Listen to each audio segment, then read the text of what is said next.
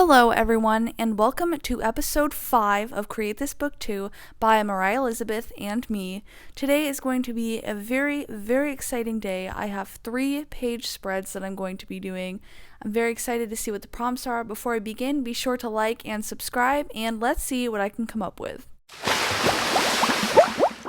The first prompt for today is to create a puzzle, and I didn't want to create like a jigsaw puzzle. That's just not really what I was feeling, not what I was in the mood for. So I decided to look up what types of puzzles there are and see what all of my options were. And I decided to do one of those puzzles where there's 2 images and you have to find the differences between the 2 very similar images. So that's the kind of puzzle that I'm going to be doing for this prompt. I decided to make it dog themed, so after I drew out all of the dogs, I layered them together. That way I could get 2 very similar images. They're not exact because I hand drew both of them at different times, so obviously they're going to be a little different because I draw differently at different times, but here are the 2 side by side. They're pretty similar, so now it's time to add some color and to add some differences. I only did one on camera because I want you guys to be able to guess and see the differences, so this is going to be really exciting. You guys can test out my puzzle. So after I colored them all in, then it was time to tape it into the book. It fit perfectly in the pages. I used separate paper and I used tape this time to not wrinkle the pages since I'm going to have to use the next pages. I also wrote myself little notes. That way I could remember what this was supposed to be and what I was supposed to do with these 2 images. So here it is. Pause now so you can see if you can spot the 5 differences. The red puppy's eye is different, the blue puppy's eye is different, the white puppy has a different bandana, that puppy has a different bow, and that one has an extra spot. Did you get all 5 right? Then I moved on to the next prompt, which is create an assortment. Fill in each box with something different. I wanted all of the boxes to be different, but to go together. So I was trying to think of different things to put in the boxes, like plants or desserts or different things of that nature. But the boxes had such distinct shapes that I wasn't really sure what to do.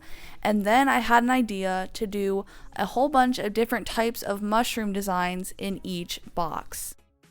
That way they were all the same category, but they were all still different.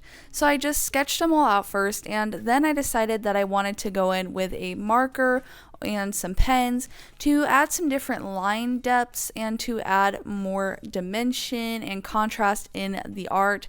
I didn't want to do pencils, but I also didn't want to do any color because I wanted you to see the differences between the shapes, not just the differences between the colors in terms of the assortment. I don't know what any of these mushrooms are called, and it was very hard to find a whole bunch of different mushrooms to fill in each box. There's a lot of boxes here, so that challenged my creativity and my skill level a little bit, but it was a lot of fun, and I really like to do the line work as well. That one's definitely my favorite. Which one is your favorite? I'm curious.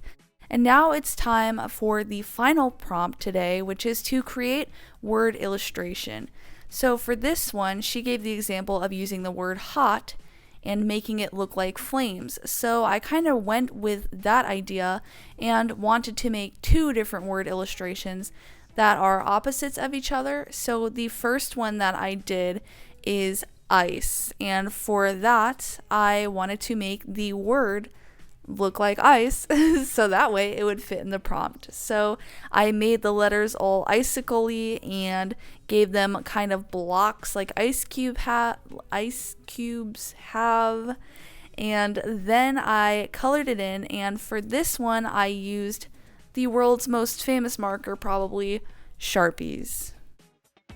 I really struggled with what words to pick with this prompt because there's so many different cool ideas that you could do for this, but the idea she gave, the example, I just couldn't get out of my head of hot.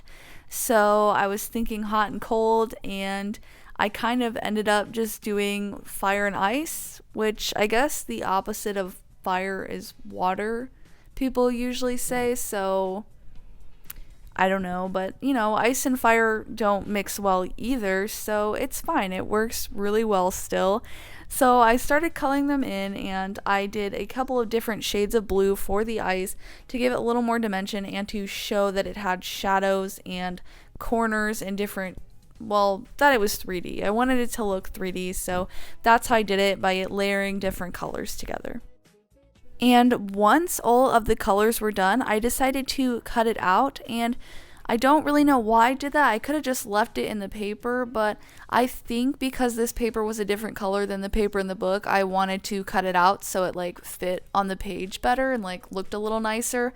But it ended up making things a little bit harder in the long run because I was trying to use tape to do it. I should have just used glue, even though it would wrinkle the pages, but you live and you learn, and I'll fix it next time around. But here's how ice turned out, and then it was time to work on my second word, which I already said is fire. So this word I wanted to make look like flames, so it was a little bit different than the ice one. This one is going to be a little more fluid and hopefully give the illusion of fire. This one was not really supposed to be three-dimensional, so it doesn't have that many shades or variations, but it is 3D fire. Wait, no, whoa, is fire 3D is my question. I'm not really sure, to be honest, how that works. So somebody let me know, is fire 3D? I don't think so. But I colored it in, and then I also cut this one out, which was a pain and took a long time, and again was kind of unnecessary, but that's okay.